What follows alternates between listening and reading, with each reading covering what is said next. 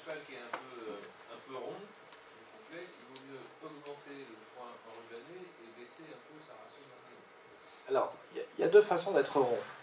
Il y a la façon d'être rond du ventre, de l'arrière-main intestinale. Vous regardez son profil, et à partir du... Vous le coupez en deux dans la verticale, et si l'arrière-main intestinale est ronde, il y a deux solutions.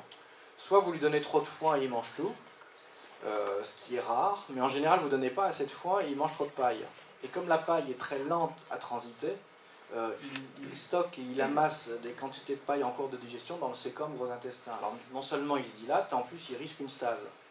Et parfois on s'aperçoit qu'en augmentant la quantité de foin, son ventre se relève, contrairement à ce qu'on pourrait attendre. Parce que simplement on a remplacé la paille par le foin et qu'on augmente la digestibilité et le transit.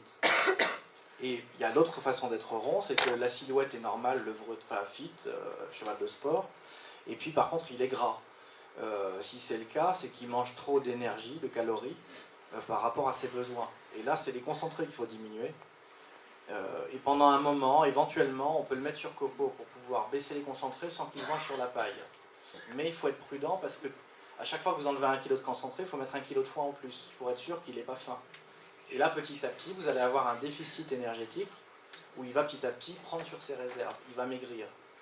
Mais pendant le temps qu'il maigrit, il perd son peps. C'est-à-dire que tous les chevaux un peu obèses, un peu ronds, qu'on fait maigrir, pendant les 3 mois, il faut, on va dire, aller 3 mois pour faire maigrir un cheval. Pendant ce temps-là, il aura moins le peps que quand il était un peu rond. Donc ça risque de vous faire revenir en arrière en disant mince, comme je baisse la ration, il n'a plus de peps, etc.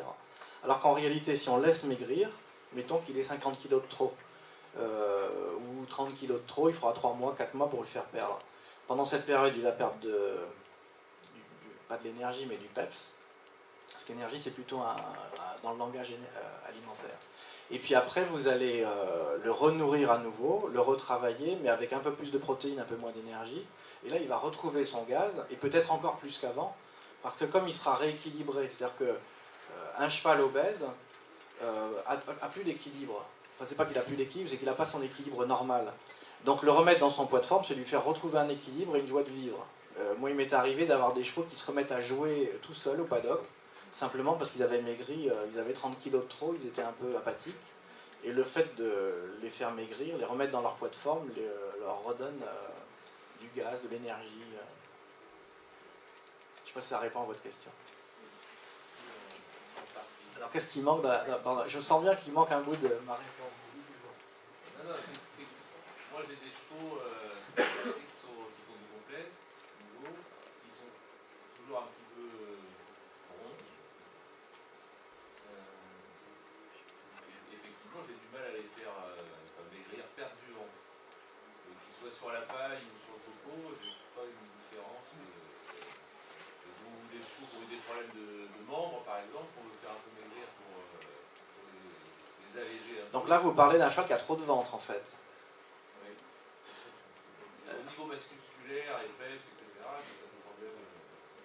Alors il y a une, là il faudrait prendre le dossier puis recalculer tout, etc. Mais une astuce qui parfois marche, mais ça dépend des circonstances, c'est de lui faire des barbotages, comme je vous ai montré tout à l'heure. C'est-à-dire que vous prenez... Oui, j'ai noté.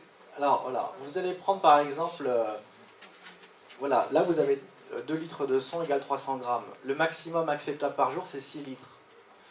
Au-delà de 6 litres, on a des telles doses de phosphore dans la ration qu'on n'arrive plus à rééquilibrer. Donc jusqu'à 6 litres, pas de problème. Ça, plus quelques morceaux de carottes, 500 grammes par jour au total. Plus il existe sur le marché, tiens, chez Dinavena, il y a une brique qui s'appelle la brique Dinavena, qui est finalement de la fibre. Après, il faut mouiller tout ça et faire des barbotages qui finalement au niveau calorique apporteront rien, mais va remplir le cheval, lui donner l'impression de manger alors qu'en fait il boit et qu'il mange des choses qui sont très peu énergétiques. Du coup, il est probable que d'une part ça va accélérer le transit, enfin accélérer, ça va pas lui donner une diarrhée, ça va stimuler le transit parce que c'est des fibres rapides. Et puis en plus de ça, vous aurez le cheval qui mangera moins de paille. Et du coup, vous allez voir que son ventre va se relever naturellement. Si jamais il y a une erreur alimentaire, c'est une manière d'y pallier. Mais il faudrait recalculer tout pour en être sûr. Quelle pourrait être l'utilité de faire des apports de appartient? Alors, tourteau de lin, je le connais chez le ruminant, chez le bovin viande. Les éleveurs de bovins viande utilisent énormément de tourteaux de lin pour faire grossir leur bête, pour faire... voilà. Chez le cheval, je ne connais pas. Et comme je suis un peu prudent, quand je ne connais pas, j'utilise pas. Et comme je sais que le tourteau de soja marche très bien, que c'est connu, qu'il n'y a pas de problème, ben, je vous répondrai, prenez du soja, je serai plus tranquille, je dormirai mieux la nuit, quoi.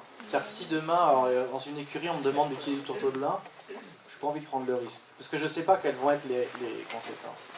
A priori, c'est plutôt bénéfique, parce que le tourteau de lin est très gras, et que ça fait briller le poil. Donc ça donne un sentiment de bonne santé, etc. Mais voilà, donc soja, c'est très bien. Merci beaucoup. On va peut-être s'arrêter là, parce que là, l'heure